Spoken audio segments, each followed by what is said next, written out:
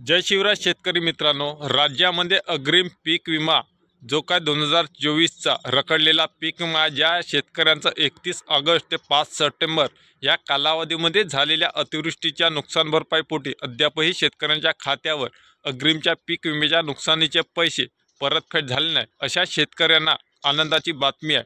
आता बीड, नांदेड, परभणी, हिंगोली यासोबतच जालना, छत्रपती संभाजीनगर, धाराशिव, परभणी यामध्ये त्यानंतर चंद्रपूर, गडचिरोली, वर्धा, यवतमाळ, नाशिक या सर्व जिल्ह्यांना मराठवाड्यासोबतच विदर्भामध्ये भयानक पावसाच्या परिस्थितीमुळे अतिवृष्टीमुळे शेतकऱ्यांच्या हातातोंडाशी आलेला घास ह्या हिरावला गेला।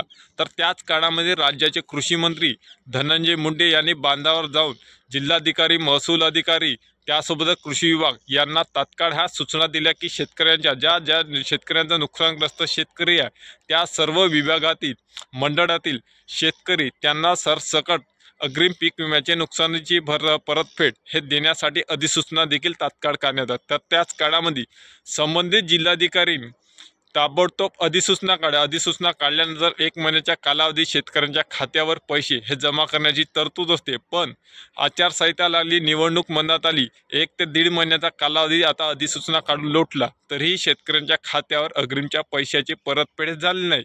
तर त्यामुळे आता महायुती सरकार आला, आता मुख्यमंत्री झाले देवेंद्र फडणवीस, 2 उपमुख्यमंत्री एकनाथ शिंदे आणि अजित पवार यांच्याकडे आपले माजी कृषी मंत्री धनंजय मुंडे, परळीतील आमदार यांनी संपूर्ण ज्या राज्यातील 34 जिल्ह्यामध्ये जे काही शेतकरी आहे आणि ज्या भागातील ज्या जिल्ह्यातील शेतकऱ्यांचा अतिवृष्टीमुळे नुकसान झाले या सर्व शेतकऱ्यांना अग्रिमच्या पीक विम्याच्या 2024ची जे काही रक्कम रखडली गेलेली आहे, जे शेतकऱ्यांच्या हातापर्यंत त्या अग्रिम पीक विम्याची नुकसान भरपाईची परतफेड त्यांना मिळेल नाही, अशा शेतकऱ्यांना मागणी पत्र मुख्यमंत्र्याकडे केलेलं आहे देवेंद्र फडणवीस। त्यासोबतच उपमुख्यमंत्री अजित पवार यांच्याकडे सुद्धा मागणी पत्र केले आहे की ज्या शेतकऱ्यांना आतापर्यंत अग्रिमच्या पैशाची परतफेड मिळाली नाही, नुकसानीचा परतावा पीक विम्याचा मिळाला नाही, अशा शेतकऱ्यांना तात्काळ ही पैशाची तरतूद करून त्यांच्या खात्यावर पीक विमा कंपनींना आदेश देऊन त्यांच्या खात्यावर जमा करण्याचे निर्देश द्यावे,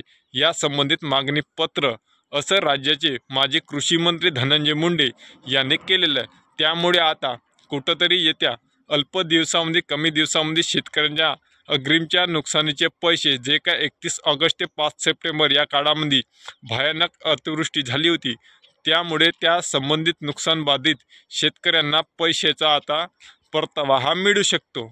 तर शेतकरी मित्रांनो, आता समोरील जे काही पीक विम्याची अपडेट येईल ते अपडेट देखील आपण याच चॅनलमार्फत देत राहू। व्हिडिओ कसा वाटला कमेंटमध्ये नक्की सांगा। तर त्या चॅनलवर जर नवीन असाल तर सबस्क्राईब करायला विसरू नका। धन्यवाद।